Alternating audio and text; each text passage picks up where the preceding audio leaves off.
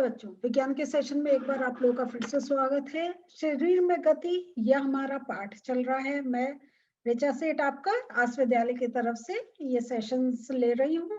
और इसमें जो हमारा शरीर में गति, ये जो हमारा एक पार्ट में हमने कई सेशन से इसके कर लिए, और इसमें हम देख रहे हैं कि हम अस्थियों के साथ का एक ज्ञान ले रहे हैं। हमारे शरीर में अस्थि एक हमें क्या है, एक ढांचा देती है हमारे शरीर का, और जब वो संधियां होती हैं वो हमें मूवमेंट देती हैं। लेकिन एक संधि हमने ऐसी देखी जो अचल संधि होती है कि दो पॉइंट जो आपकी अस्थियां हैं, बोन्स हैं, जॉइंट तो होता है, लेकिन वो क्या होता है, वो जॉइंट ऐसा होता है कि वो एक फिक्स हो जाता है और वो आपस में मूव नहीं करता है। लेकिन वो जो जॉइंट होते हैं वो इस प्रकार जो अचल संधि बनाते हैं, वो हमारे शरीर के जो विभिन्न जो अंग हैं, जो आंतरिक अंग है, उनको एक सुरक्षा प्रदान करते हैं। चाहे वो हमारा हृदय है, गुर्दा है, या हमारे शरीर के और कोई भी अंग हो, तो वो सारा हमारा अस्थियों से ही एक प्रोटेक्शन होता है। तो जब हम अस्थियों की बात कर रहे हैं तो एक और वर्ड आ रहा है, वो है उपास्थि। अस्थि, उपास्थि। उपास्थि का अर्थ क्या है, चलिए बुक खोलते हैं और इसको समझते हैं कि उपास्थि क्या होता है। तो बच्चों, बुक खोल लिया आप लोगों ने, तो अब हम उपास्थि को थोड़ा सा समझने की कोशिश करते हैं। तो देखिए, जैसे अभी हमने देखा कि हमारा शरीर अस्थियों हड्डियों से बना हुआ है, और जो ये हड्डियां अस्थियां होती हैं, ये क्या सी होती हैं, सॉफ्ट या बहुत कठोर? बिल्कुल ठीक कह रहे हैं, ये होती हैं कठोर। तो ये जो हमारी जो अस्थियां, जो हड्डियां हैं, ये कठोर हैं, और इनको हम मोड़ नहीं सकते, इनको हम कुछ कर नहीं सकते हैं। ये सिर्फ संधियों पे ही इनको वो मतलब जहां इनकी संधियां होती हैं वहीं पे हम मोड़ पाते हैं, कुछ कर पाते हैं।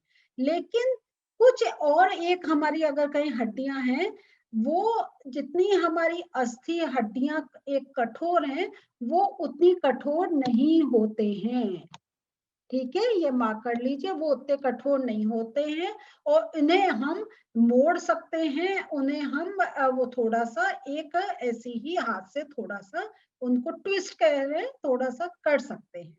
तो अब इसका सबसे बड़ा एग्जाम्पल है कि आप अपने कान को छूइए, जैसे आपका ये पिक्चर में भी दिखाया है ना। एक आप ये छूइए, एक नीचे का ये। हाँ, तो ये आप ये नहीं सोचिए पनिशमेंट मिल रहा है, पनिशमेंट नहीं है, ये हम अपने शरीर को के बारे में थोड़ा और समझ रहे हैं। तो अब आपने जब कान का स्पर्श किया, तो क्या आप किसी कठोर अस्थि का भाग का अनुभव कर रहे हैं जिसे आप मोड़ सकते हैं? तो ये देखिए, ये ऊपर का है, ये एक अगर हम कहें मांस की तरह इतना सॉफ्ट नहीं है, इसको हम मोड़ सकते हैं। ठीक है, और क्या इसमें ऐसा प्रतीत हो रहा है कि इसमें कोई अस्थि नहीं है? अब आप क्या करिए इसको, अब जैसा आपके बुक में कह रहे हैं कि अब आप क्या जो ये जो आपकी कर्ण पाली है, तो इसके और इसमें कोई डिफरेंस लग रहा है? बिल्कुल ठीक, ये आपको थोड़ा सा हार्ड लग रहा है, और ये तो बहुत सॉफ्ट है ना? तो ये जो है, क्या आपको ऐसा लगा कि कान का ऊपरी भाग उतना लचीला नहीं है जितना नीचे का भाग एक लचीला होता है? तो ये जो होता है, ये जो अस्थि है, ये जैसा कठोर भी नहीं हमें मिलता है, और ये जो पार्ट होता है इसे हम कहते हैं उपास्थि। कि वो हार्ड तो है और थोड़ा सा, लेकिन वो बिल्कुल एक मुलायम भी नहीं है, वो बीच का हुआ। तो ये जो बीच का पार्ट हुआ, ये हो गया आपका उपास्थि। और ये जो हमारे शरीर में जो संधियां पाई जाती हैं, उनमें भी हमें उपास्थि मिलती है। तो शरीर की संधियों में भी उपास्थि पाई जाती है। और जो अब तक हमने देखा है वो क्या है कि मानव जो कंकाल में क्या हमने देखा, बहुत सी अस्थियां, बहुत सी हड्डियां होती हैं। तो लेकिन जब हम अस्थियों हड्डियों की बात कर रहे हैं तो उसमें हमने जो अब आगे, अब जैसे और हम चैप्टर में जा रहे हैं, तब हम ये कहेंगे कि उसमें आपकी अस्थियों के साथ संधियां एवं उपास्थियों से मिलकर एक कोई मानव कंकाल बना होता है। तो अभी तक जो हमने पहले वाले सेशंस लिए थे, तो उसमें हम कह रहे थे कि हमारा ये हड्डियों का एक ढांचा है, तो वो एक हड्डी आ गया, लेकिन उसके बाद हमें पता चला उसमें संधियां होती हैं। अब हमें जो आगे पता चल रहा है कि उसमें उपास्थियां भी एक उपस्थित होती हैं, और आप इनको जब इनको देंगे तो आप इनको मोड़ सकते हैं और इनको आप उनको एक गति भी दे सकते हैं। तो अब इसमें आप देखिए, तो जो अभी हमने अभी तक हमने शरीर के विभिन्न जो अस्थियां हैं और उनके जो संधियां हैं, इनके बारे में हम लोगों ने समझ लिया है, और किस प्रकार वो गति करते हैं वो भी हमने समझ लिया है। तो लेकिन अब जो हम और आगे एक और प्रकार की गति के बारे में बात करना चाह रहे हैं, तो ये जो हम कह रहे हैं कि ये हमने जैसे हाथ का लिया, ये हिंज जॉइंट होता है ना, तो ये हिंज संधि है। तो ये जो हिंज संधि है, तो ये, और हमने कहा ये संधि के कारण इसमें ये मूवमेंट हो रहा है, लेकिन ये मूवमेंट का और अब हम डिटेल में समझ रहे हैं ये मूवमेंट किस प्रकार हो रहा है। तो इसको समझने के लिए वो आपको कह रहे हैं कि आप ना अपने हाथ की एक मुट्ठी बनाइए, और उसको क्या है, इस मुट्ठी के अंगूठे से इसी बाजू के कंधे को आप छूने का प्रयास कीजिए। तो देखिए, जब मैं आप ऐसे कर रही हूं, तो अभी आप देखिए मेरा हाथ सीधा है, अब ऐसे, तो यहाँ पे आपको ये उभरा हुआ दिखाई दे रहा है।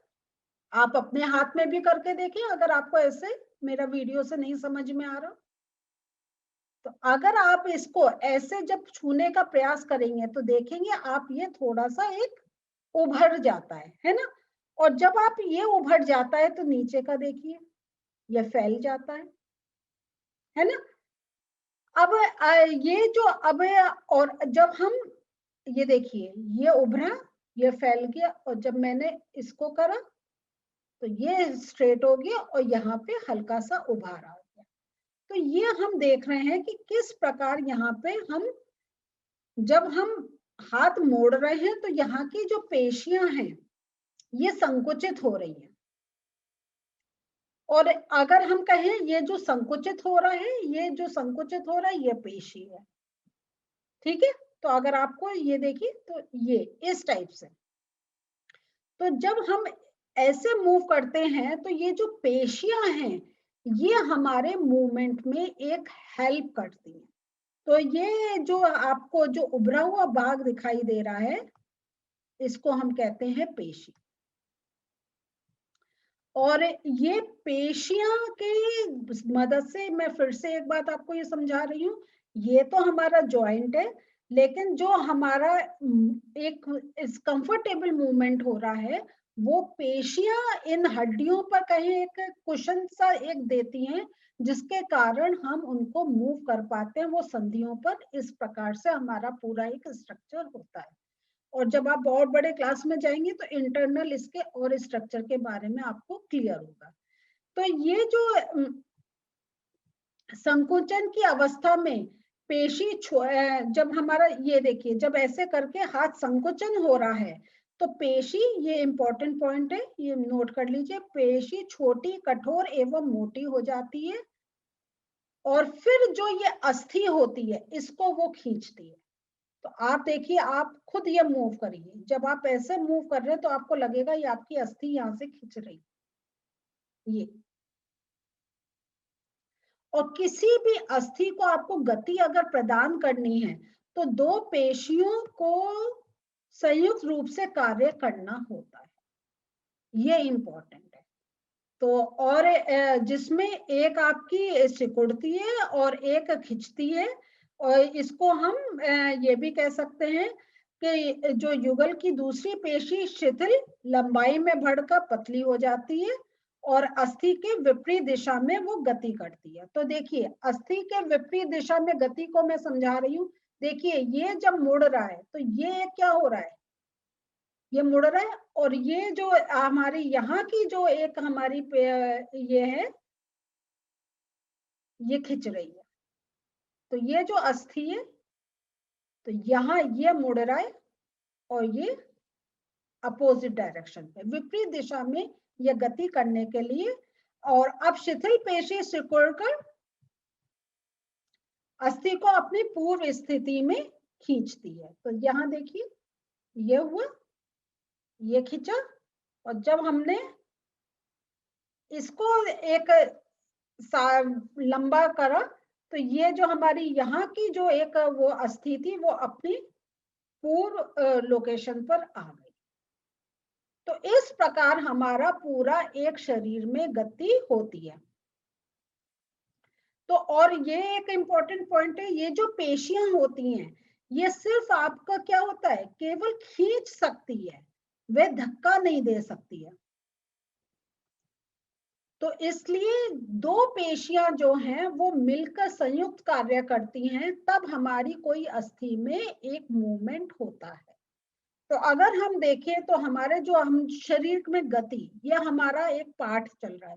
तो शरीर में गति कैसे हो रही है, अस्थियां हैं, अस्थियों के बीच में संधि है, और वो जो संधि मुंह के कारण हमारा मूवमेंट है, वो पेशियां उनको एक जो कहें एक खिंचाव, और उनको अगर कहें तो हम इसको कहते हैं कॉन्ट्रैक्ट और रिलैक्सेशन, कि खींचती है, वो सिकुड़ती है और खींचती है, सिकुड़ती है और खींचती है।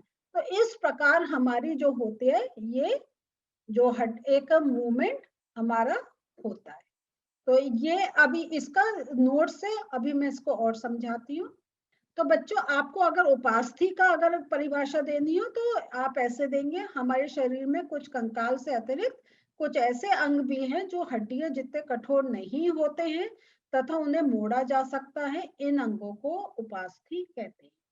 तो ये आपका नोट आ गया। और जो दूसरा हम जो अस्थि को गति कैसे प्रदान करते हैं, तो ये अगर हमें देखने में तो समझ में आ रहा है, लेकिन इसको भाषा के रूप में अगर हमसे पूछा जा रहा है प्रश्न, उसका कैसे उत्तर देंगे, तो आप इस प्रकार से लिख सकते हैं कि किसी अस्थि को गति प्रदान करने के लिए दो पेशियां जो होती हैं वो संयुक्त रूप से कार्य करती हैं।